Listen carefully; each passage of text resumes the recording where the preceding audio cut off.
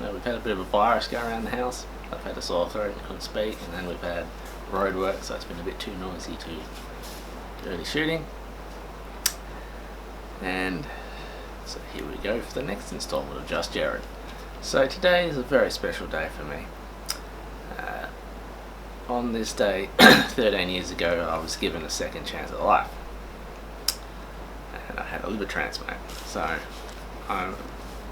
in honour of that, I'm going to be talking about some of my experiences leading up to the transplant and a bit afterwards. So, this all started in 1996, in my final year of high school, when I was diagnosed with ulcerative colitis, which is an autoimmune disease of the colon, which can lead to bleeding, severe pain, that sort of stuff. So that sort of settled down. I hadn't really thought about it for years. I had the odd reoccurrence of it, but it settled down really quickly with medication. So everything was going pretty hunky-dory until 2002. And it all kicked off. I was at a Dockers game and I had a panic attack, which, if you're a Dockers member, you know that can happen pretty much every game, the way they play sometimes. And I ended up in the first aid, and they suggested that I go to the GP when I could, just to have a check-up to make sure there's nothing else going on. So I did, and I had blood tests and stuff, and through that I noticed that my liver function was a bit abnormal. So I went and saw a specialist, and after months of testing, I was diagnosed with primary sclerosing cholangitis, or PSC for short. And basically that's another autoimmune disease, that's sort of a byproduct of the colitis, and your immune system attacks the bile ducts of the liver, which in turn damages the liver, and eventually you have liver failure and you need a transplant.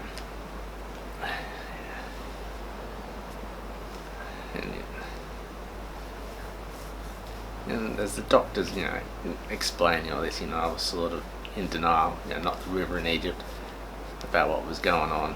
And they said at that time it'd be, 10 to 15 years before anything like that may occur. So I was alright with that.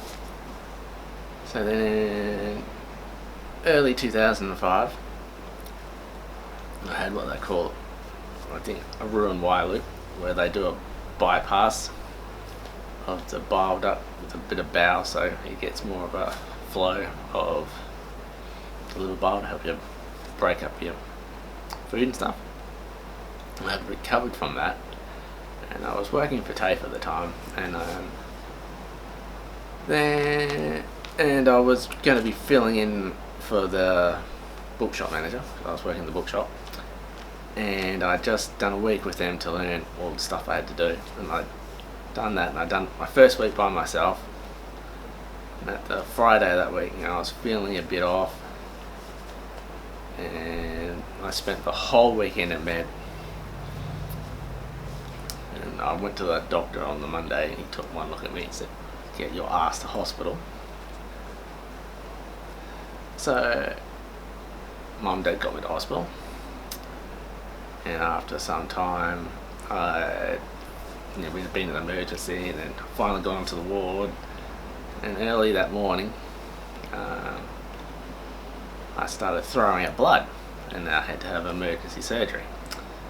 And part of the PSC is that there's a build-up of pressure in your body, and one of the veins in my esophagus had ruptured and caused a massive bleed, and I needed about 5 or 6 units of blood. I was pretty lucky that I was in hospital when it happened. If I hadn't have been, I wouldn't be here. So that's when they decided that I had to go through the workup to get onto the actual transplant list. They took so much, they came at the vampire, or blood test or whatever you call them, and then she took like 10 vials of blood or something. And then you have to do like a psychological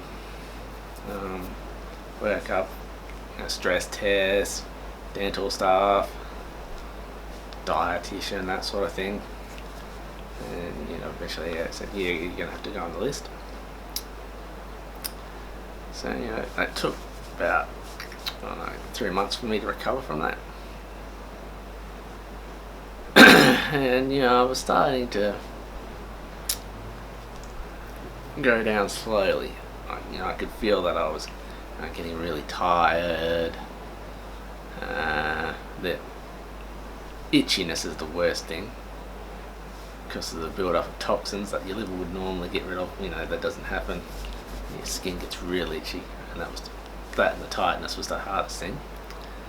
I remember one of my brothers is a FIFO worker. Well, he used to be a FIFO worker and used to bring his youngest daughter around. And she was trying to get me to play with her, but I had no energy. And one stage she was like trying to drag me off the couch to play, but I just couldn't go. I had no energy whatsoever. And at that particular day, 'cause, that could change day by day. You'd be right one day, not the next. And everything, I was slowly getting worse. And so that was end of 2005, and then so about November 2006, or this day in fact, that when you're on the list you get a pager, and if that goes off, you got to ring the hospital, see what's going on. So that morning, it would have been about 5 in the morning, the home phone rang, and it was the liver clinic. And I said, we've got a liver for you, can you get into the hospital? So that was all go, rushing around to get ready to get to the hospital. And I wasn't actually scared about the whole thing. That morning I remember it was quite surreal, and I sort of had this feeling that I was going to be alright. So I got to the hospital, they were waiting for me. They did more blood tests. You have to wash with the special soap, shave certain areas, and get ready to go to hospital. Get ready to go have the surgery. And I remember they wrap you up in those silver blankets, like a Christmas turkey or something. And so off I went. So the next thing that I actually remember, I vaguely remember when they pulled their breathing tube out. And I would have been ICU then. That was the first thing I remember. And the first words I said was, "What time is it?" I don't know why I said those words. It scared the crap out of the nurse that was looking after me, because he wasn't expecting me to talk so soon. And I wasn't in ICU for that long. So they want to try and get you out of there with some possible infections and stuff. And they look at, it's pretty full on care, and they do like ultrasounds to make sure that all the blood flow is going to the liver and that. And even then I knew, I could sort of feel more energy coming into me. It was really weird. And being sick for so long, I actually thought I was getting worse because I wasn't, used to feeling good. And I remember that the nurses and doctors, they were constantly coming up to me, you're doing fantastic, you're a real fighter, and all I was thinking, that's really great, now piss off and let me sleep. So once you get to the ward, when you first get to the ward, you have one nurse that looks after you, and eventually as you get better and better, you get moved from a single bed to a 4-bed ward. and the physio would come to see you. That was another thing that you had to do on the waiting list. You had to go to physio every week, keep your strength going. A dietitian as well, as I mentioned, because I dropped to like 53 kilos before the transplant.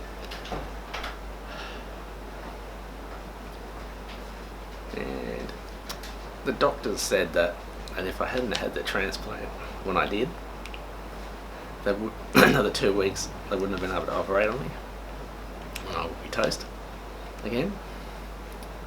And I also found out that the liver that I got had been offered to an older lady called Heather, and that she'd, they told her about me, and he said, "Oh, you give the liver to the young guy.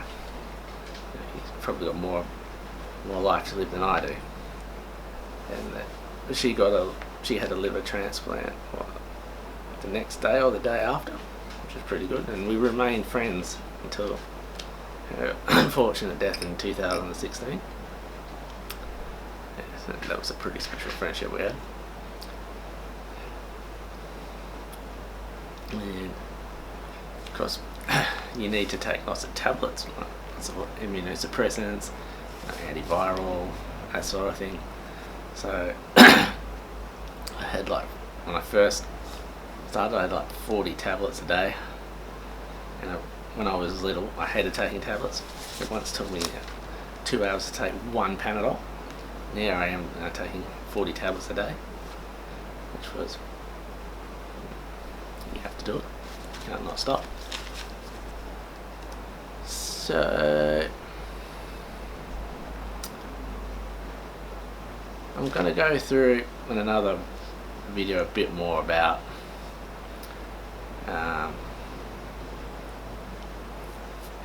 what's happened since the transplant, what things that I've been able to do because of it.